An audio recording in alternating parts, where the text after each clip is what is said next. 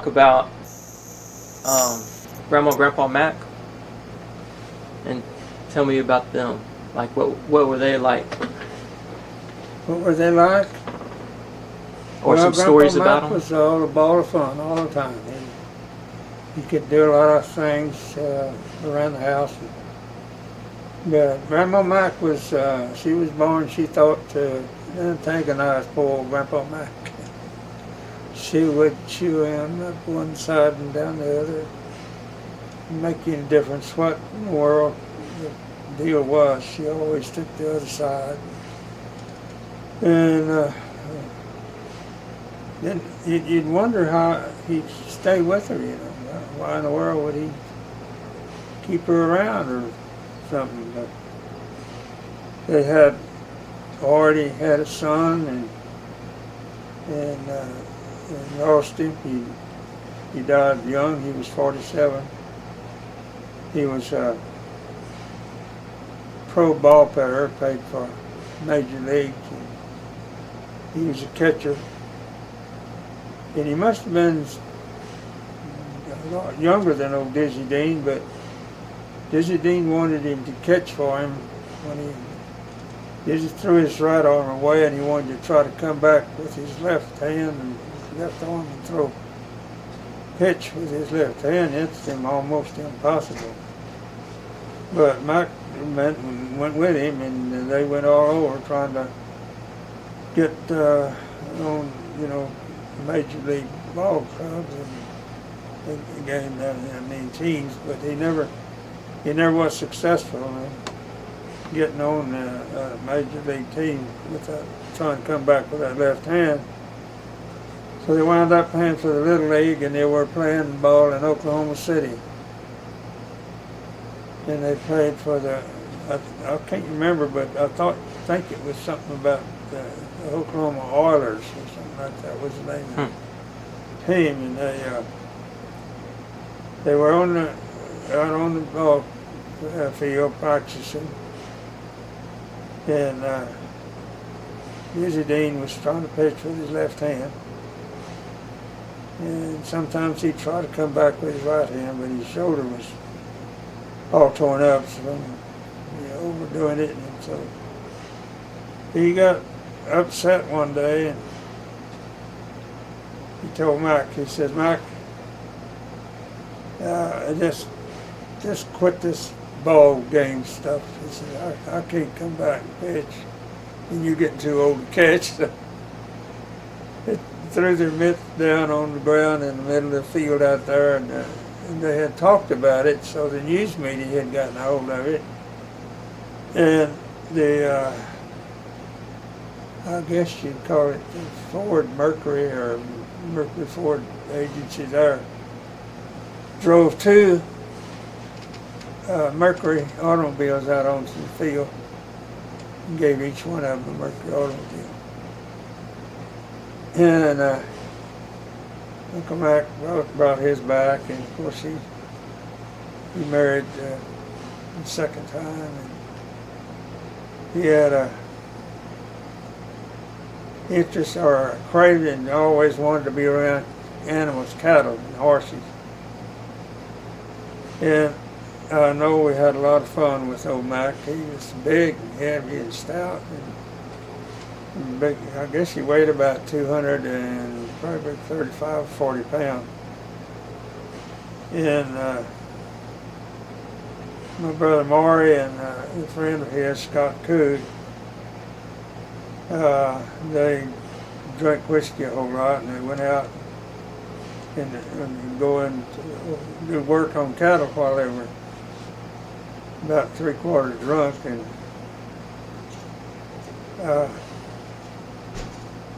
Mac was going to help him by carrying the vaccinating needle and the ear snipper and castrating machine. The Bediza, they call them Bediza. And he'd carry them, and they'd catch a calf, throw it down, he'd run out there with that stuff, and they'd use it, and then they'd get it back to him, and he'd go back over in the corner of the pen, get on the fence.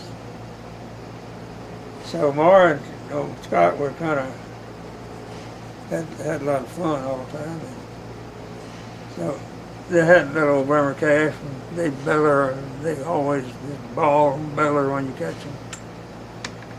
And when they got through working that calf, they gave the equipment back to Mac, put it carried back in the corner, and then they picked that little calf up and just kind of shook him up a little bit and threw him right in the butt end. That little calf bellered.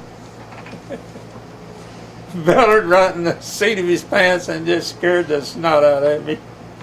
He took off running, grabbed the top board on the fence. There's a big old 2x8 fence made out of 2x8 oak. Boy, he grabbed that top board, jumped out of the pen, tore the board off.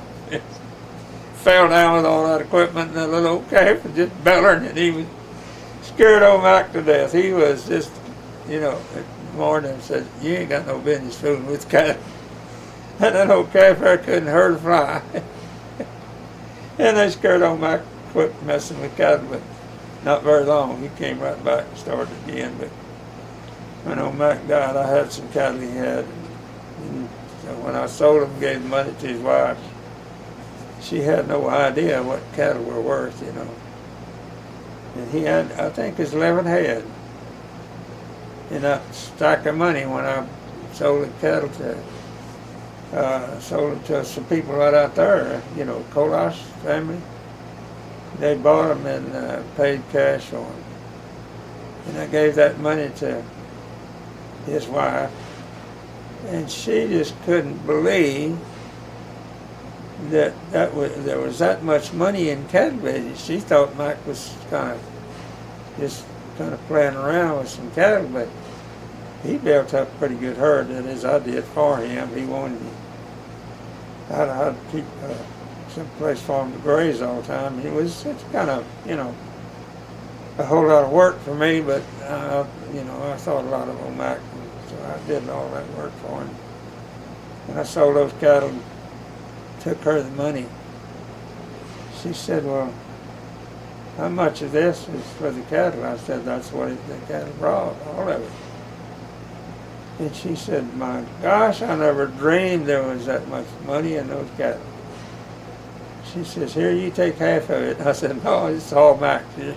It's all yours now."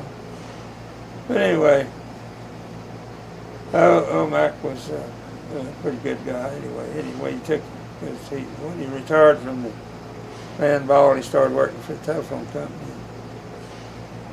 They had a lot of fun even doing that.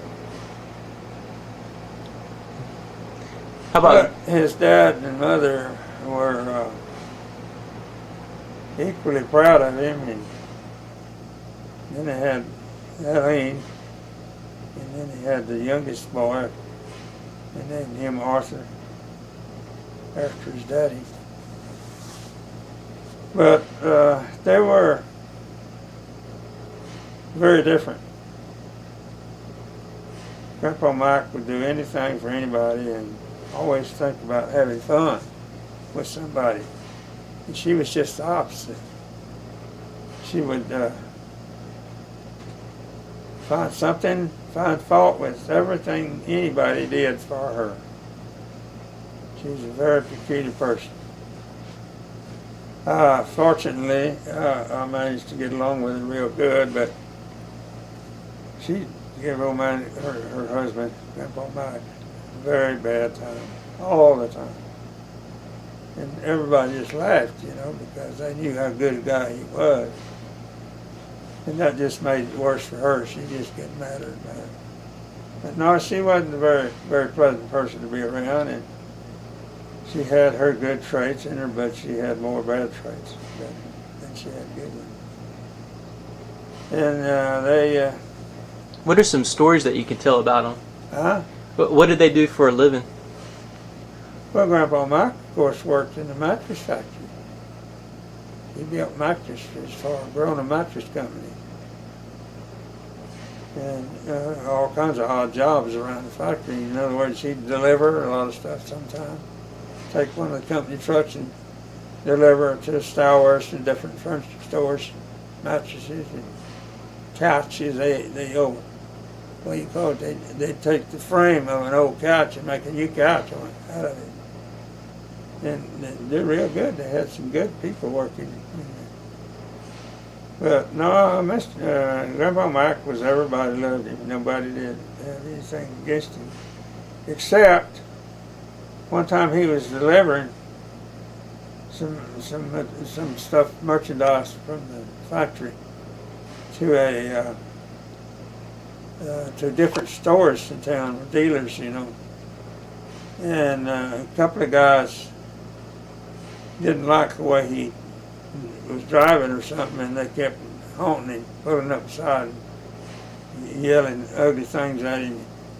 And he just looked at them and laughed, but they didn't know who they were fooling with. Grandpa Mike was a fighting son of a gun. He was Irishman.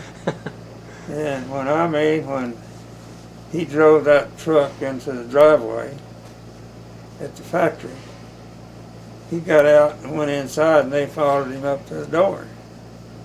And Mr. Grona, his son, asked him, says, "Who are these people?" Mr. Mack said, "Oh, they're spoiling for a fight." And he said, "Well, you got the whole backyard back there. Take them out there and show them how to fight." Man, he took those two guys. They followed him out there, and 2-on-1. I mean, he had one on the ground and one in the air. He tore those two guys all to pieces. He broke his knuckles in here. He broke the bones in his hand, hitting him in the nose and in the chin and everywhere. Those two guys looked like they'd been run over by a freight train when he got through with them. And he asked him when they finally came to. He said, "Was there anything else you wanted?" And he said, "Hell no, we want the hell out of here." They were running and bleeding all over. That was the funniest thing I thought it was. To me it was. Because they were after him all the time until he got through whipping him, and then they didn't want to even see him no more. He said, "No, we want as far away from this place as we can get." Grandpa Mike was a real good guy. But when somebody picked on him, he had an answer for the question in the form of some knuckles. Because he was one of, I think, 7 or 8 boys in the family. And they were up, where were they at? It's a town right out of San Antonio, kind of northwest. But they rode their horses and all. It was during the horse and buggy day when they were boys, growing up, 15, 17, 18, 19 years old. And that town, wherever they were, Fredericksburg, that's where it was, Fredericksburg. And the officers there in town, policemen, got after him for some little something they did. But, you know, it wasn't real bad, but, you know, that officer got after him, and he wanted to have the last word, but nobody got the last word but them. So Grandpa Mike said, I think it was 6 or 7 of them on horses. And that old guy, well, he just locked about 5 of them up. So he opened the jail and shoved them in there and slammed the jail door and locked it up. He held the key up and showed it. In those days they had great big old keys, and the jail doors were about that thick. And when they shut that door and locked it, you had to open it with a stick of dynamite. You know, you'd have to have a key or else a stick of dynamite. But anyway, I think that old sheriff over there locked up 4 of them, and there was still 3 left outside. So they all went and got their horses, and they all rode up to the window on this old rock building, old rock jail. Rode up there, and each one of them tied a rope on one of the bars to the window. He rode the horses out to the end of the rope, spurred him, and he jumped and jerked the window wall out of that jail. They got the ropes off, and the McDougalls all got out. So they were pretty, pretty rowdy. But they had, they never did anything real bad. But the law finally found out that if they just left them alone, nothing bad happened. So they quit bothering them. In fact, they kind of ran the town after hours, But they were Irishmen, and they fought anything you can look at it. And like the old boy said, they'd fight a buzzsaw and give it 10 rounds start. That they could fight. They all liked to fight. But Grandma Mac was, she was Alsace-Lorraine people, a German. And there's kind of a strain of those people that are just mean. Now, did you know her parents? I just saw him one time, I think, that Grimsinger was the name. No, they weren't very nice to be around. The little time that I was with them, but they had a life of their own. No, I didn't know too much about them. But I did know about Grandpa Mike and his wife. How about that one story with Aunt Emma and True Story magazine? About that story in True Story magazine that you had told me about? You mean out there where that man they sent to the penitentiary? Yeah. My memory's shot, but I can't remember the name. Man, there was two of them. One of them was a man that my dad had done a lot of business with him, because my dad was a horse and mule man. We raised horses and mules and broke them. He traded different ways. And Jim Akers was that guy's name, and he was a horse and mule man too. He traded in them, but he didn't raise them. We did. And he'd do anything crooked, I guess, but we didn't know that for a long time. But Jim Akers was, he was down in Mexico, and I think he was kind of, I don't know whether you'd call it putting on or whatever, putting on an act, I guess, but he played like he was a missionary. And he'd take the Bible and read the scripture and do a lot of things in Mexico. And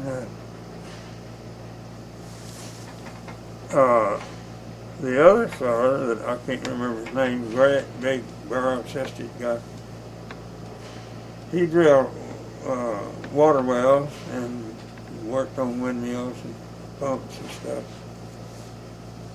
And he'd been on a ranch out in West Texas out there, and he got a job from this old lady that was a widow, and she owned a bank in Big Springs, Texas. I say she owned it. She did, probably have the biggest shares in it. So they had some land, and she wanted to drill some water wells. So, can't think of his name yet. What, do you remember what I called him? Man that drilled water wells and worked on windmills. He bought all the, my dad had, we'd been in business a long time doing windmill work and had the cotton gin and all that. We had a lot of old brass hydrants that were broken, and brass cylinders from all the wells. And they wanted to buy a whole bunch of that brass. So I remember I gathered a whole bunch of it up, and Dad had some stashed away in piles up somewhere. And this man, it was such a crook, big old barrel-chested guy. He took those brass things and had a Acme Wire and Iron Works in San Antonio. Smelted that stuff. They melted it all up and poured it into like gold. What do they call those? Bars? Huh? Kind of like gold bars or something? Well, they got a name for it. Or it's not bars, but anyway. Plates? They're little bricks. It's the things, and that's gold comes in that. You buy gold, you buy a bunch of it. It comes in those little brick-looking things. They got a name for it, and I can't think of it. But anyway, he took that brass and stuff up to Acme Wire and Iron Works in San Antonio and had them melt it all up and pour it into those little squares. And that brass looked like gold. And so they took some Mexican silver, and one of the guys, I don't know which one he was now, but anyway, he took it and what do you call it? You submerge a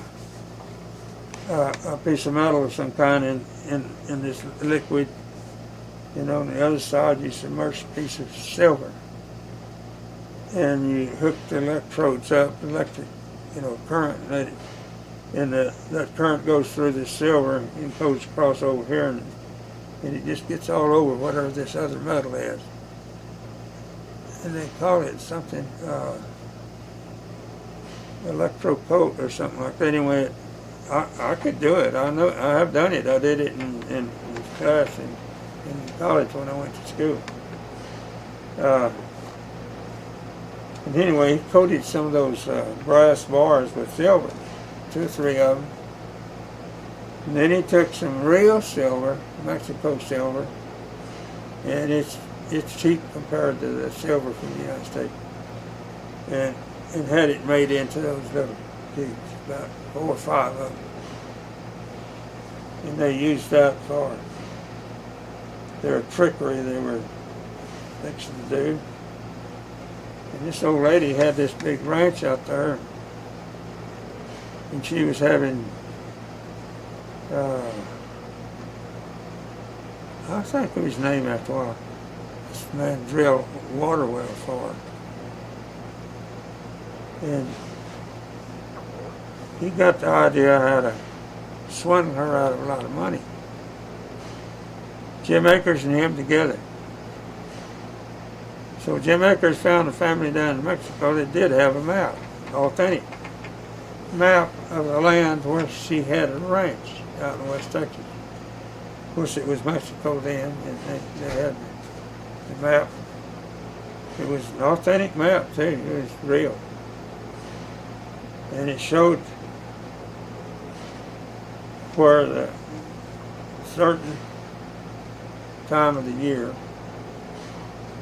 at 12 o'clock noon, or 3 o'clock in the evening, or something like that, this sun would shine through this a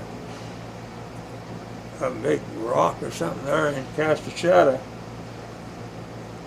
and it was right on a bush. So I can't think of his name now. The crooked guy, big old guy. He got the idea because he's drilling wells out there on her place, and he got a bunch of that stuff together and got in a little creek. It had a steep bank on one side, and he dug way out there about 30 feet. And he's right under that bush. And he stashed those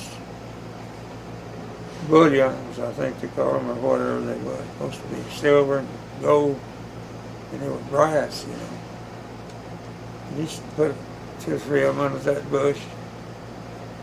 And he told this lady at the bank that owned the land that he had a map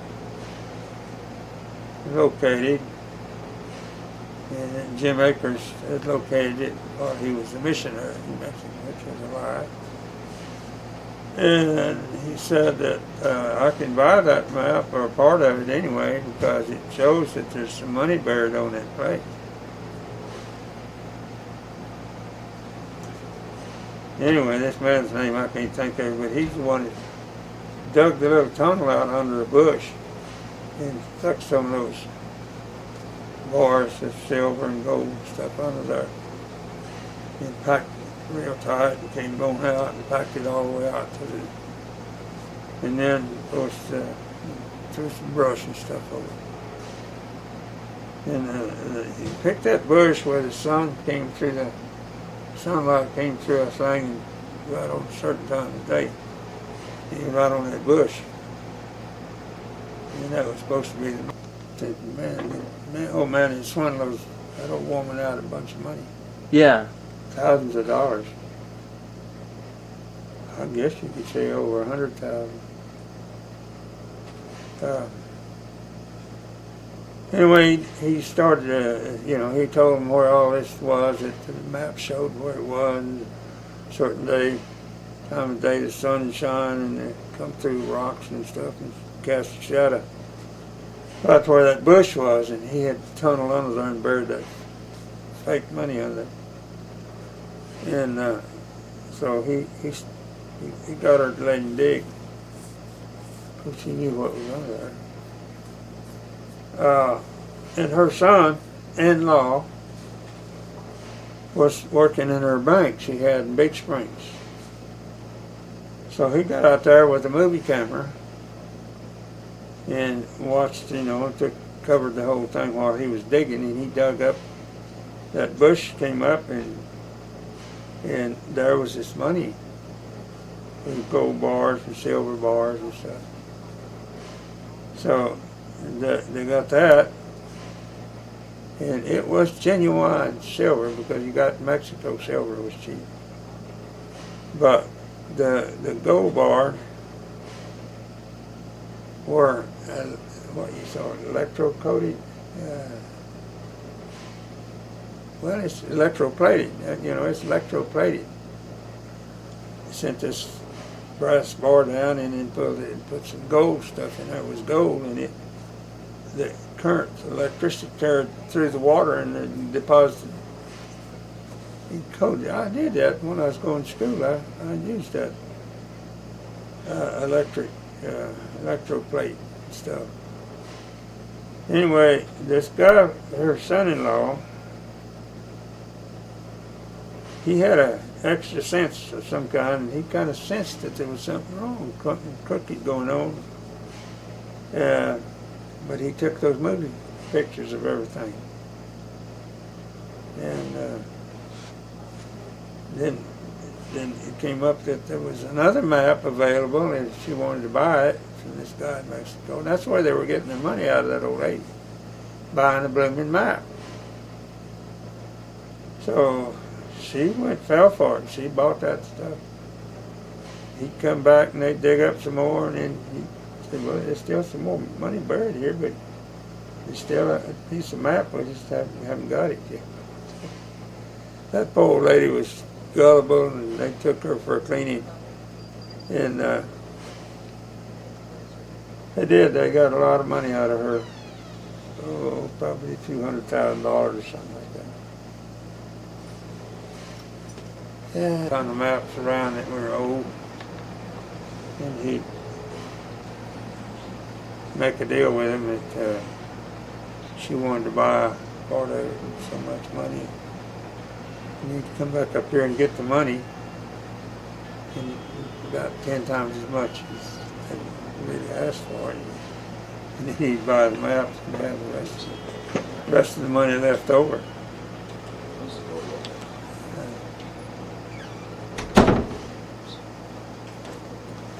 But anyway, he managed to swindle that old lady out of thousands of dollars.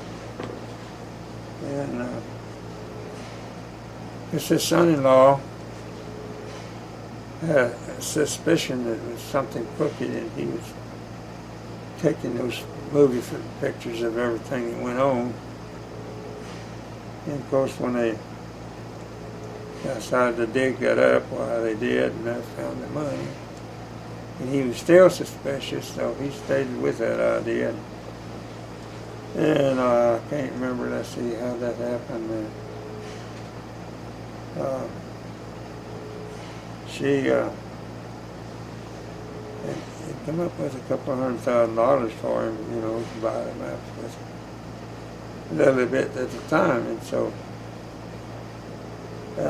they, of course, like I said, they dug up where he said and found this money.